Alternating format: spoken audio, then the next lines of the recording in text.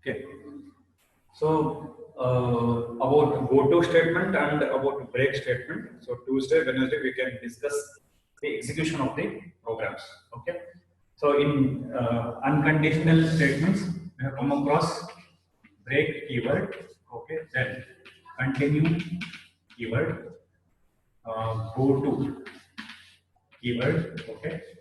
So these are all keywords, and in addition to this, we have the keyword called as return. So these four are the keywords, or we can call it as statements also. Okay. So we discussed about break, continue, and go to. So with respect to return keyword, we will discuss in the functions chapter.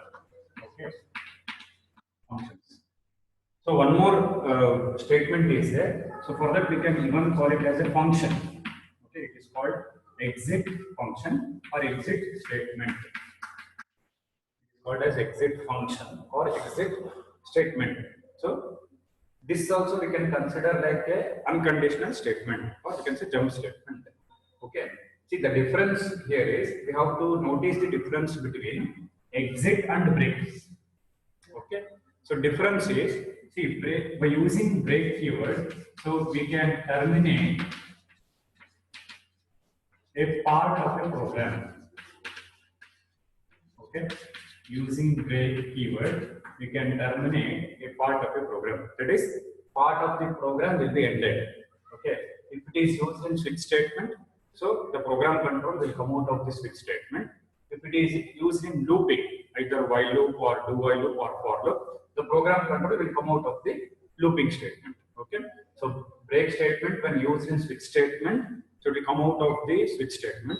That means program control will come out of the switch statement. That is, switch statement is terminated. And when it is used in looping statements such as while, do while, and for, the program control will come out of the looping statements. Okay, that means it will terminate the loop. Whereas with respect to exit function, the name itself tells exit in the sense end or we can say terminate. So here end the program itself. That is complete program. It is not the part of the program, so it will end the program itself. So once again in functions chapter we will discuss exit function, because in functions chapter we have library functions, or you can say inbuilt functions. There once again we will discuss, but this is a part of unconditional statement, so we will discuss now also. Okay, end the program, or we can say terminate the program. So this is the main difference between break and exit. So if you come across one more question, what is the difference between break and exit? You have to tell break will terminate the part of the program, that is either the switch statement or looping statement, whereas exit will terminate the program itself, complete program. So we will see how it terminates. And we will see take one example. Okay.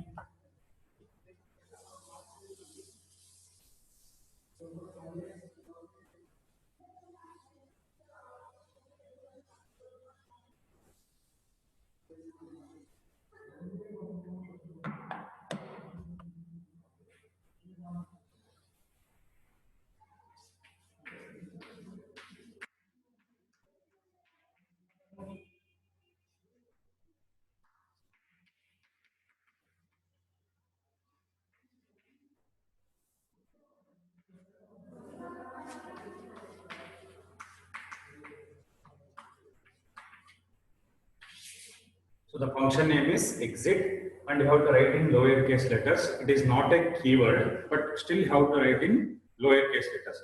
See, some things are there in programming language which are not keywords, but still we have to write in lowercase letters, because once they have developed some concepts in programming language, see how they have written in the same way we have to write.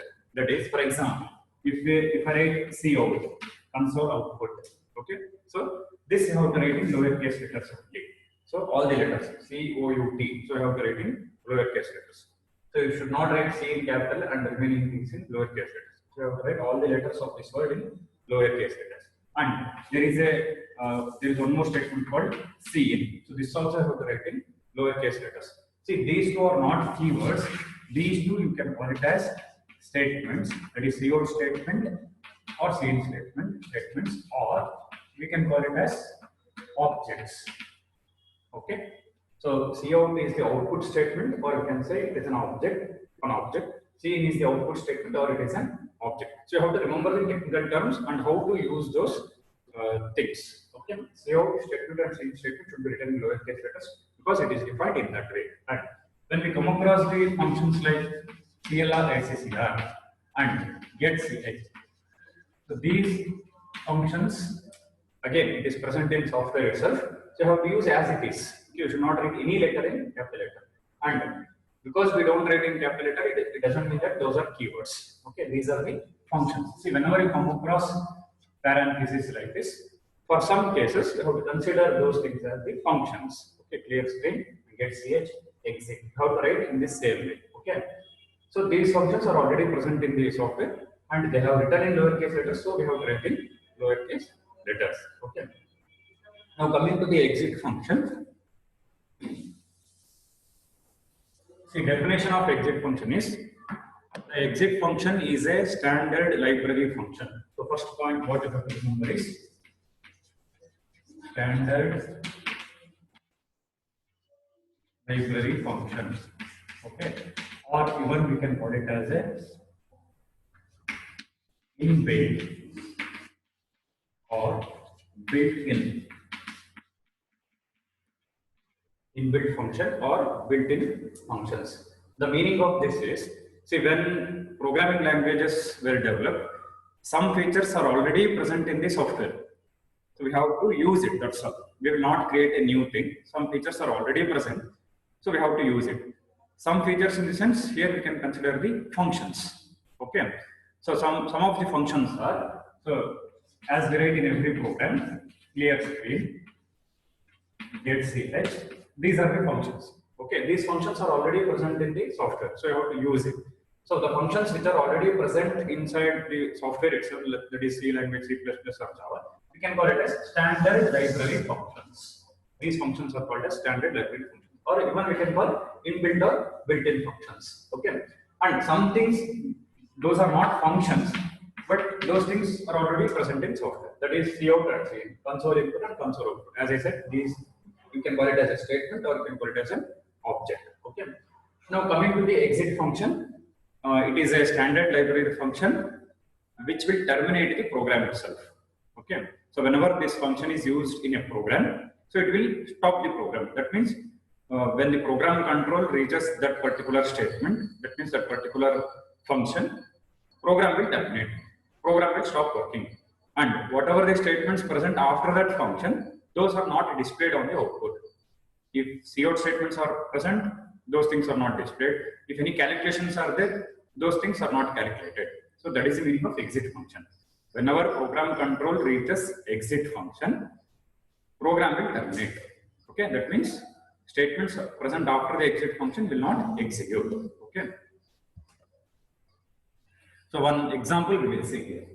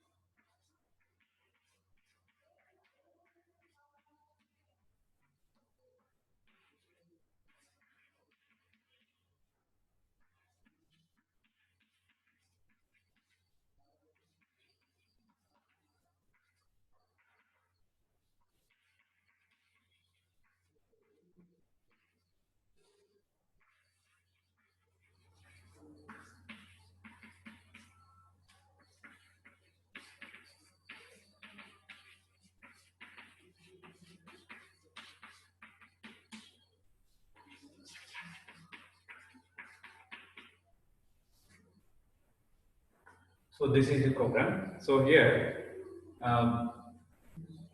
no calculations are present, nothing logic is there. So what I have done is 4 CO statements I have written. That's all. Okay. So I hope you people know. See, the working of CO statement is, so whatever we write in the double quotes, these things will be printed on the screen. This is the working of CO statement. So it's very simple. Okay. And whenever we use the exit function, remember exit function. Whenever we use exit function, so you have to include this header file. The header file is stdlib. Okay. The meaning of this is std stands for standard, lib stands for library. Okay, understood. So the meaning of stdlib is standard library. Okay. So whenever we use exit function, we have to include this header file. Okay. Now we will see how this program works.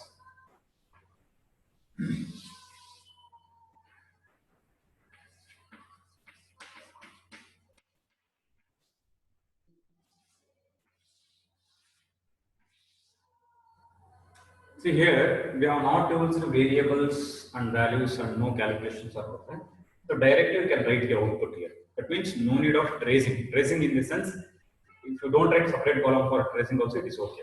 Just you see line by line what happens at that particular line. See, when program control comes to the main function, so that function is executed normally, then clear screen. So whatever the output present, that is previous program output, that will be cleared on this page. Okay, next QC. So I have written the statement called CO console output. So whatever it is present in double quotes, it is printed on the screen as it is. But this backslash n is not printed. So as we know, it is not printed. Instead, the mouse cursor will move to the next line. So the word C hyphen language. See, if you write in lowercase letters or uppercase letters or any symbols you used, same things are printed without any change. Okay. If you write in capital letters, it will not print in small letters. Or if you write in small letters, it will not print in capital letters. Same thing, whatever it is there, it is printed. And if you use on blank space is also printed. Okay, that means some space is left. So this word is printed on the screen. Ready? See blank page. Okay. Then, so because of backslash n, the mouse cursor will move to the next line on the console screen. Again, so one more statement is written, that is C++ language. So this is also printed as it is. Okay. Okay. See, after this statement, we have the function called exit. Okay. See, within exit, that is within parentheses, I have written the 0. So this is called as parameter, or we can call it as argument. So this concept I will tell you functions chapter. Okay, just to remember. So when program control comes to this particular line, okay, so what happens is the statements whatever present after this exit function, those statements are not executed. That means here only the program will terminate. That means that is the end of the program. Okay, program control will come out of the loop, not even get ch. Okay, so exit means wherever program control reaches the exit function, it will terminate. So get ch function is also not printed. That means it is not executed. So program will terminate. And if you look at the output, so this will be the output. Understood? So that is the output. So the messages like HTML language and MS Word, these messages are not printed on the screen.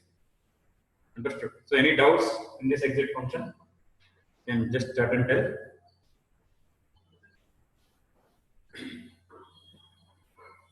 So once again, I will tell, explain about this program.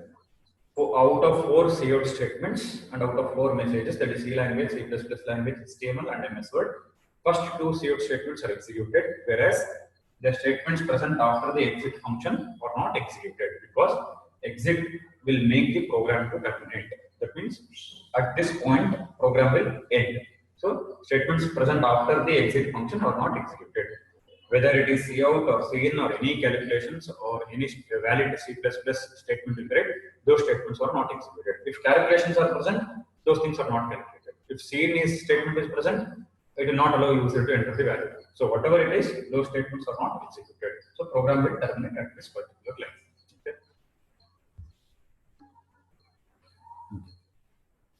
So about this program execution, so we will discuss on Tuesday. Okay. See, Tuesday, Wednesday, particularly, I will keep it for practical program execution only. Okay, full class. So, break statement, example. Okay, then exit function, go to statement, and now whatever the things I discuss after this program, those things also we'll discuss in detail. That means program execution on Tuesday, Wednesday.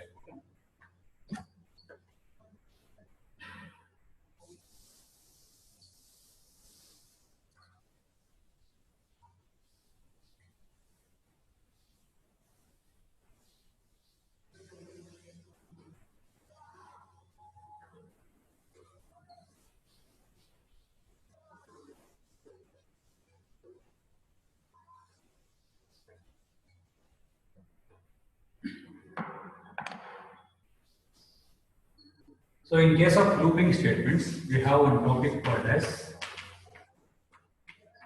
nested loop. Okay, so in looping statements, we have the topic called as nested loop. See, we already know the meaning of nested because we have discussed nested if. So can anyone tell the definition of nested if statement? Get that and tell. What is nested if statement? Or what is the meaning of nested? If is a keyword, we know what is the meaning of nested. And when it is used with if keyword, so what will be the definition?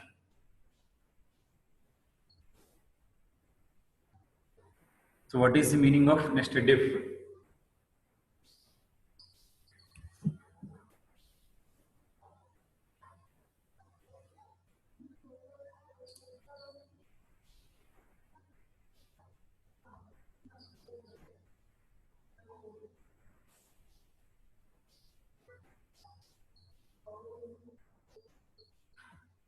So the meaning of nested is if one item present inside another, that means same item, then it is called as nested. And meaning of nested if, so nested if means one if statement, okay, enclosed inside another if. Called as nested if statement. One if statement enclosed inside another if statement is known as nested if statement. Similarly, when we come across nested loop or nested looping statement, so here also what we can tell is one looping statement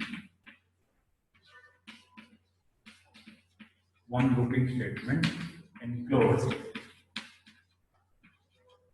inside another looping statement. Okay, so one looping statement enclosed within another looping statement is called as nested looping. Okay, so what we can do is like, see, when we write the while loop, okay, so inside while loop, so one more while loop I can write. Okay, so in this way we can write. So this while loop is present, that is whatever we have written inside is present. It's an outer while loop. So two while loops are there here. So this concept is called as nested looping. While loop present inside while loop.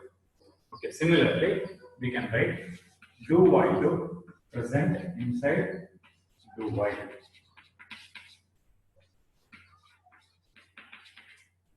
So conditions.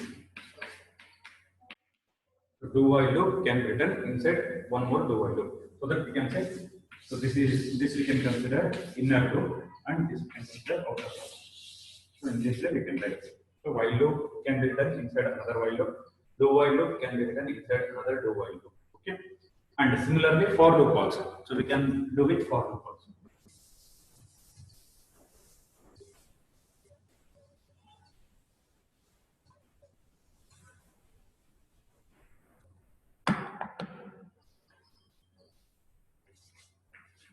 So for loop, okay, so inside another for loop. Okay, so this is called as nested for.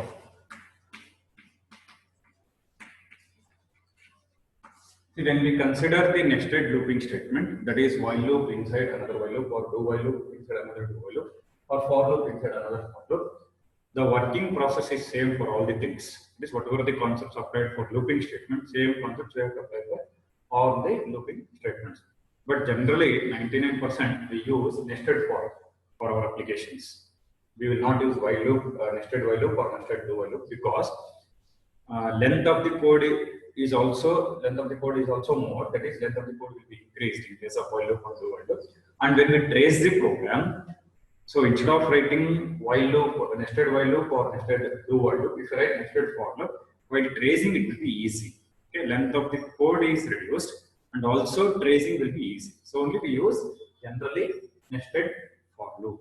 Okay, so this point you have to remember, because when I say nested looping, so we can do anything. While loop inside another while loop, or do while loop inside another do while, or for loop inside for loop. But generally what we use is nested for. And in arrays chapter also, so in the next chapter, that is arrays, when we come across two-dimensional array, okay, so when we come across two-dimensional array, so we have to consider two looping statements. When we consider two looping statements, then only we can write the programs for two-dimensional array, either while loop or do while loop or for loop. Okay. With only one looping statement, we cannot write the programs for two-dimensional array. Okay, so we can write programs for one-dimensional array. If we consider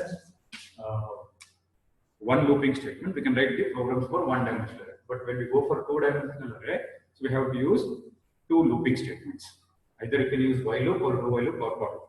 But generally, we use the for loop because it is very easy to achieve the applications of arrays. Okay. Now we will discuss about the nested for loop.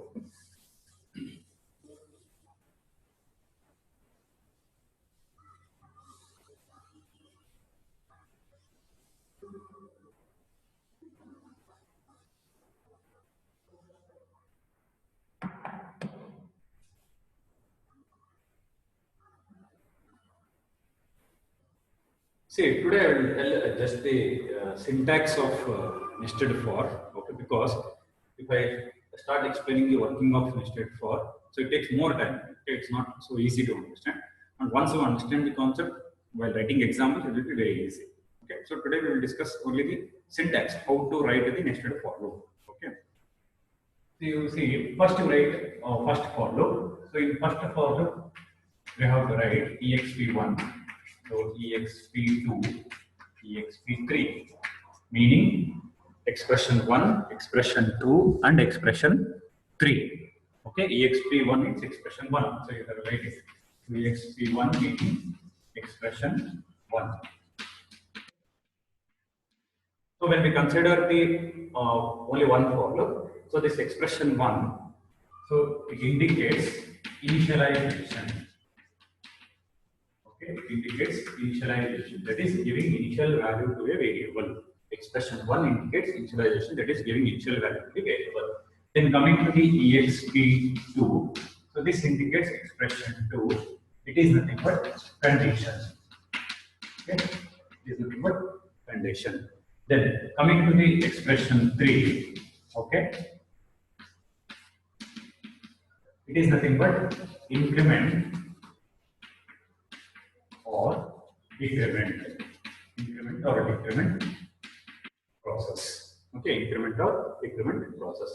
Now, when you write one more for loop inside it, okay, inside outer for loop, so what you have to do is to just continue this writing the number, that is exp4, okay, exp5, ext6. So total 6 expressions we have to write when we consider nested for loop.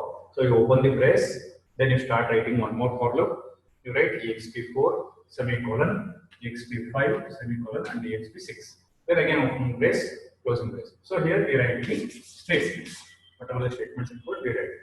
Now we will discuss what are these things: expression 4, expression 5, and expression 6. See, exp4, exp5, that is expression 4, expression 5, expression 6.